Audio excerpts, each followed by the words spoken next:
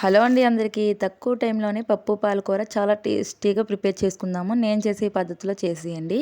ముందుగా అయితే పాలకూరని కడుక్కొని చిన్నగా కట్ చేసుకొని అయితే ఉంచుకుందాము. ఆనియన్, టమాటో, పచ్చిమిర్చి కూడా కట్ చేసుకొని అయితే ఉంచుకుందాము. ఒక కుక్కర్ తీసుకొని ఒక గ్లాస్ పప్పు వేసుకొని కడుక్కోవాలి.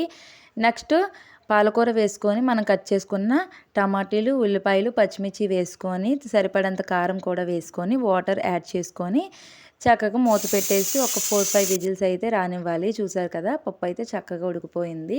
ఇలా గట్టితో కానీ పప్పు గుత్తుతో కానీ ఇలా స్మాష్ చేసుకుంటే సరిపోతుంది. సరిపడంత ఉప్పు కూడా వేడిగా ఉన్నప్పుడే వేసుకొని ఇంకొకసారి కలిపేసుకొని ఇప్పుడు పోపుకి అయితే రెడీ చేసుకుందాము.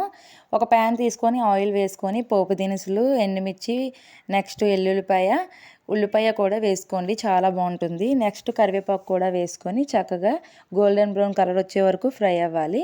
వేడిగా ఉన్నప్పుడే పప్పులో వేసేయండి. టేస్ట్ అయితే సూపర్గా ఉంటుంది. మరిన్ని వీడియోల కోసం ఫాలో అయిపోండి, సబ్స్క్రైబ్ చేసుకోండి. బాయ్ బాయ్, మళ్ళీ కలుద్దాం.